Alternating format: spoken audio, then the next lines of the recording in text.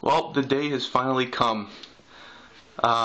Yeah, that trailer, that house, and that little box right about there at the tip of my finger is my neighbor's moving out.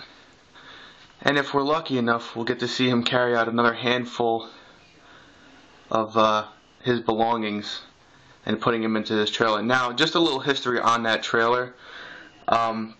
In the lease, it states that no commercial or any vehicles of that type, especially if they're not the tenants, are to be parked on the property. So I'd say about a month ago, that trailer was towed out of here, impounded. My landlord called after it was here for almost 3 months and had it towed out of the driveway.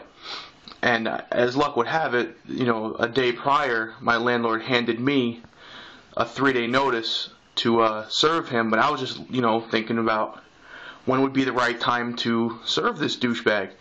So as luck would have it, it was the day after. Here's the tow truck hooking up this trailer. He's out there on the cell phones and trying to plead his case and blah, blah, blah, and all this crap.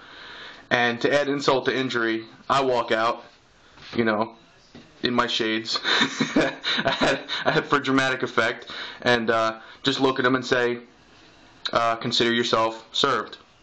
Again. And I proceeded to walk back to my house, kind of chuckling and smiling the entire way. Oh, there he goes, there he goes. Let's zoom in.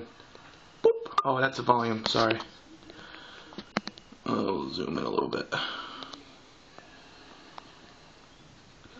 Yep, but there he goes.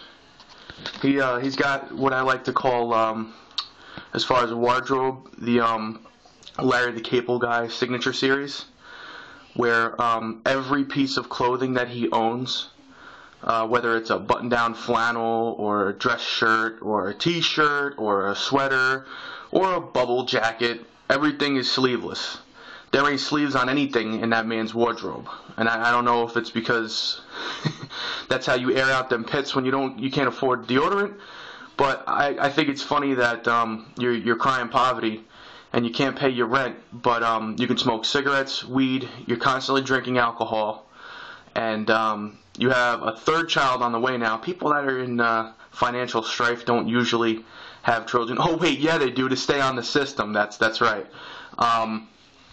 And this is now like the 3rd or 4th night in a row that they've ordered quite a large amount of takeout, whether it be Chinese or Pizza Mia, which is the pizza place in town.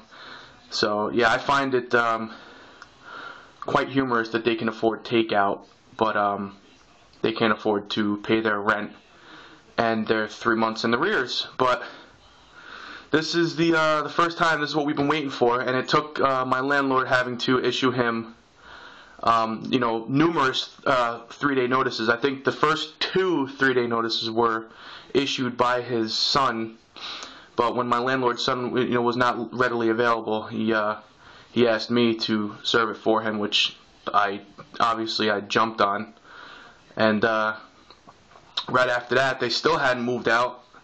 Apparently, someone had given them some bum information saying, oh, you have all this time in the world, you can milk it, just stay there. They hadn't paid. The landlord put them on a payment plan. He couldn't even do that, which was $300 a week. He couldn't come up with that. So, that's that, And now we get to watch as another one of New York's finest, gets told what to do. And like I said, I didn't finish the story. It came down to my landlord having to go through the courts and through the sheriff's department, and I haven't seen a cop car. I might have missed it, but what happened, the papers did in fact go across the sheriff's desk, and when that happens, the sheriffs come and issue you a 3-day notice, 72 hours, or not 3-day, is it 3-day? I don't know, you do the math. I think it's 3-day, yeah.